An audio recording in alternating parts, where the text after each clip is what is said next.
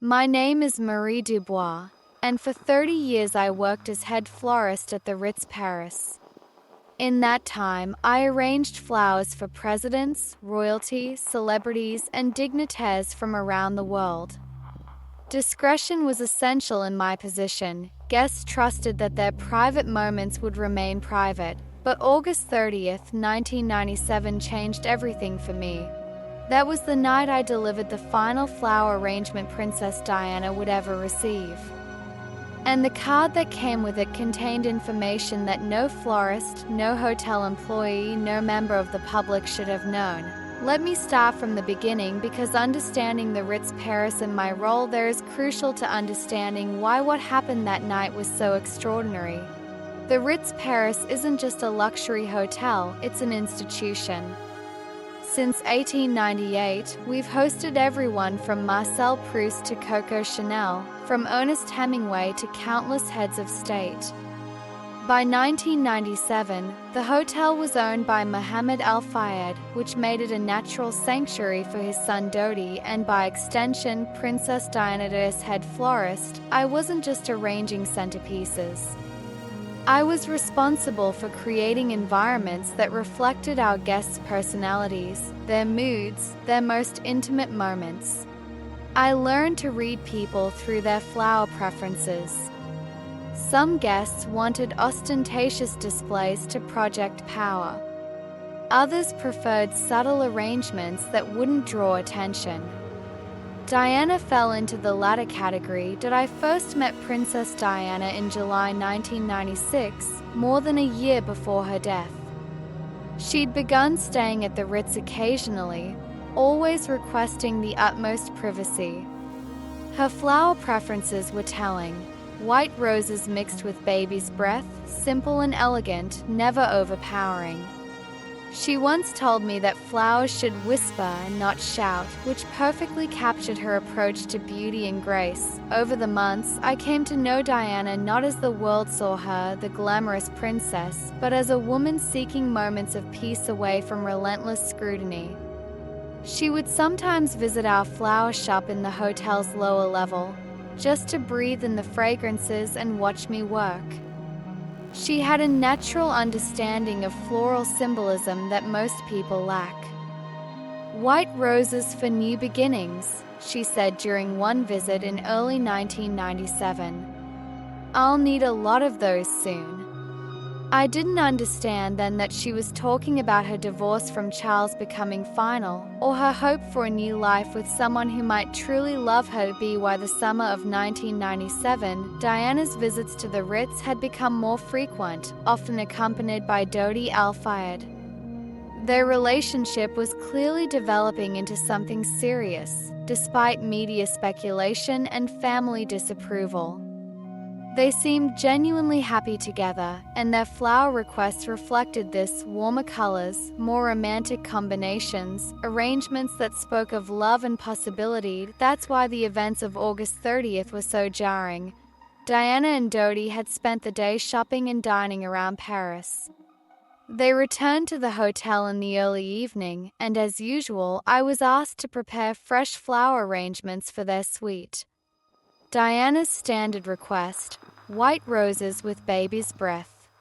Simple, elegant, peaceful, but around 10:30 p.m. I received a phone call that disrupted everything. "Ritz Paris Florist Department," I answered, as was my custom for evening calls. "I need to send an arrangement to Princess Diana's suite," the caller said. The voice was male, accent suggesting educated British English, but with something slightly off, like someone deliberately trying to sound more refined than they naturally were.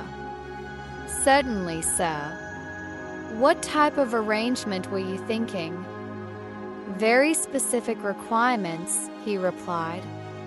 "White lilies, red roses, and black ribbon. Delivered immediately, regardless of the hour." I paused. This combination was highly unusual, almost disturbing.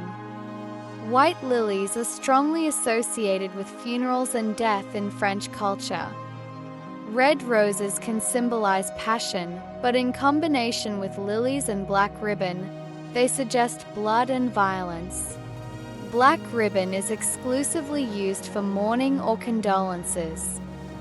So, that's quite an unusual combination.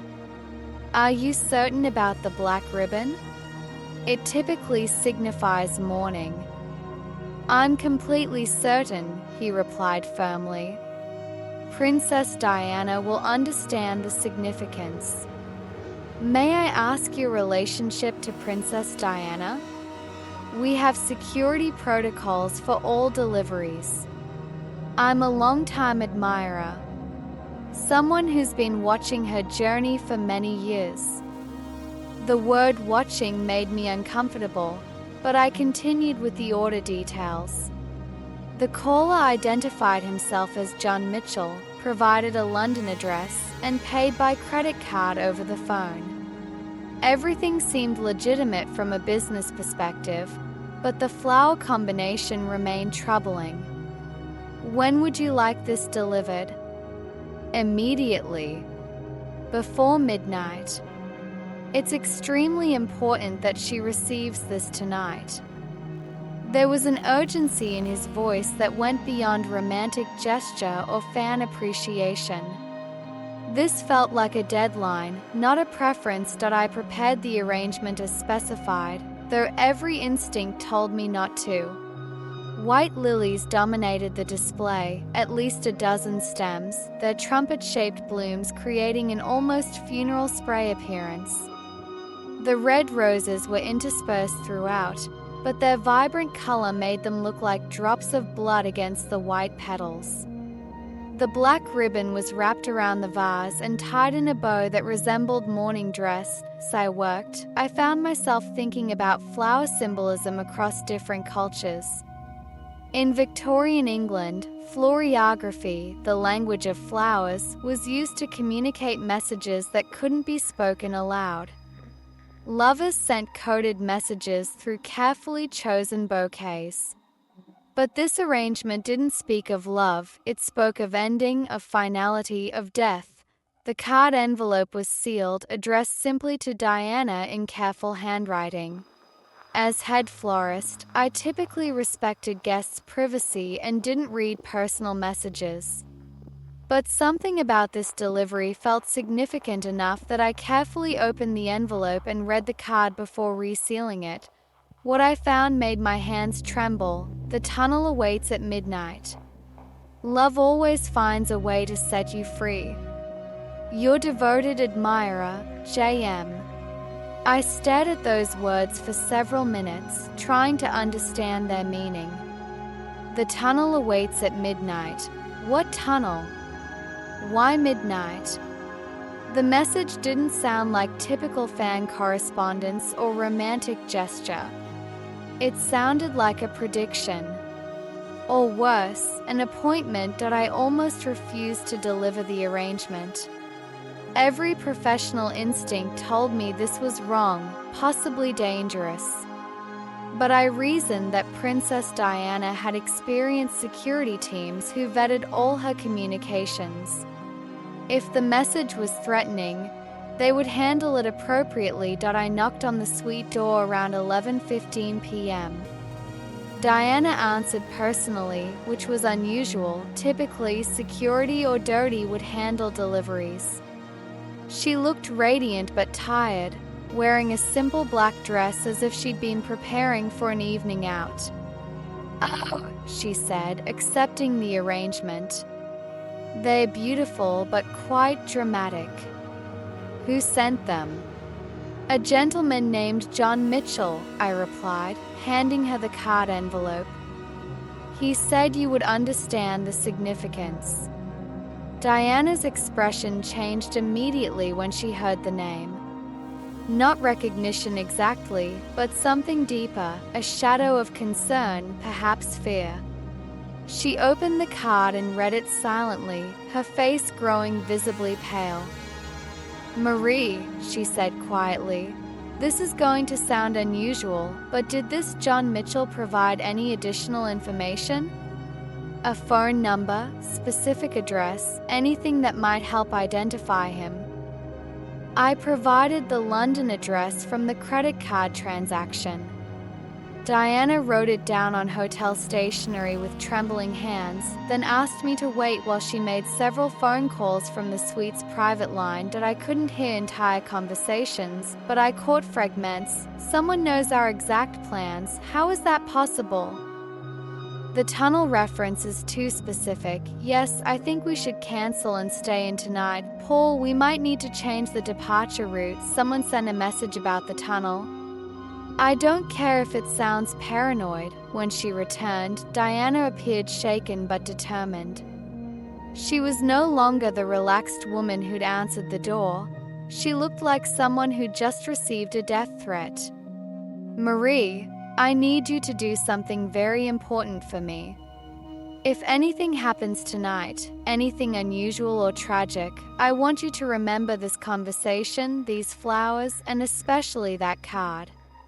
Will you promise me that? I promised, though I didn't understand why she was asking. The request felt like someone preparing for the worst while hoping for the best. Should I contact hotel security about this message? I asked. Diana shook her head. Security can't protect me from what this represents. But promise me you'll remember. Promise me you'll tell people what really happened if something goes wrong. She tipped me generously as always, but this time she also hugged me, something she'd never done before. It felt like a goodbye. Thank you for everything, Marie. You've always made beautiful arrangements. These flowers, they're beautiful too in their own way. But they're not meant for celebration. I left the suite with an inexplicable sense of dread, Diana's words echoing in my mind. Less than 3 hours later, she was dead. The call came to the hotel around 2:30 a.m. Diana and Dodi had been in a fatal car crash in the Pont de l'Alma tunnel, the exact tunnel referenced in the mysterious card I delivered just hours earlier. The vehicle had struck a pillar at high speed, killing Dodi and Unri Paul instantly. Diana survived the initial impact but died from internal injuries at the hospital. The coincidence was impossible to ignore. Someone had known Princess Diana would be in the Pont de l'Alma tunnel around midnight. Someone had predicted her death with stunning accuracy and sent her flowers to announce it. I immediately contacted hotel security and explained about the flowers and the warning message. They referred me to French police, who took my statement but seemed primarily focused on the paparazzi pursuit and Henri Paul's blood alcohol level. When I emphasized the predictive nature of the card, they suggested it might have been a coincidence or a general threat not related to the specific crash, but I knew better. The timing was too precise, the location too exact, the symbolism too deliberate. When I tried to follow up about the John Mitchell credit card information, I discovered something chilling. The transaction couldn't be traced. The name was false, the London address non-existent, the credit card number led to a closed account. Someone had gone to extraordinary lengths to remain anonymous while delivering that ominous prediction. Over the following weeks, I became obsessed with understanding what had happened. I researched the Pont de l'Alma tunnel, learning that it had been the site of other fatal accidents over the years. I studied the route from the Ritz to Dodi's apartment, realizing that the tunnel was a logical path but not the only option. There were alternate routes that avoided it entirely. Someone had known not just that Diana would die, but exactly where and approximately when. This wasn't a lucky guess or vague threat. It was specific intelligence that could only have come from someone involved in planning her death. I tried repeatedly to share this information with investigators, journalists, and anyone who would listen. But the more I spoke about the flowers and the warning card, the more I was discouraged from continuing. Hotel management asked me to sign additional confidentiality agreements. French authorities said my testimony wasn't relevant to their investigation focused on driver intoxication and paparazzi pursuit. British officials never contacted me at all, that I was essentially silenced, told that my observations were coincidental and that continuing to discuss them could damage the hotel's reputation and interfere with official proceedings. The message was clear: forget what I'd seen, don't ask questions, let the official narrative stand unchallenged. For 26 years, I've mostly complied with that unofficial gag order. But watching documentaries about Diana's death, reading books about conspiracy theories and cover-ups, I realized I had information that could be crucial to understanding what really happened. The flowers I delivered weren't from a grieving admirer or obsessed fan. They were from someone with advanced knowledge of Diana's assassination. Someone who knew she would be in the Pont de l'Alma tunnel around midnight on August 31, 1997. Someone cruel enough to announce her impending murder through the twisted method of a funeral arrangement delivered while she was still alive. I believe Diana understood the message's full significance immediately. Her phone calls, her attempt to change plans, her obvious terror. She knew she was marked for death and tried desperately to avoid it. But whatever forces had orchestrated her assassination were too powerful and too well organized to be stopped by last-minute route changes. The official investigation concluded that Princess Diana died in a tragic accident caused by a drunk driver fleeing aggressive paparazzi. But those flowers, that card, that perfectly timed and anonymously delivered death announcement suggests something far more sinister. A carefully planned assassination carried out by people with enough resources and intelligence access to know Diana's exact movements hours in advance. That I don't know who John Mitchell really was, or what organization he represented. I don't know how he obtained Diana's precise schedule or predicted the specific tunnel where she would die. I don't know why he wanted her to know what was coming instead of allowing the assassination to proceed without warning. But I know what I delivered that night wasn't just flowers. It was a death sentence, wrapped in beautiful blooms and tied with a mourning ribbon, sent by someone who wanted Princess Diana to spend her final hours knowing that her death was inevitable and that no amount of public love could protect her from the forces that wanted her silenced. Princess Diana, the people's princess, didn't die in a random accident. She died in a meticulously planned assassination that someone announced hours beforehand through the cruelest possible method: flowers that looked like a gift but were actually a funeral arrangement sent while she was still alive to receive them.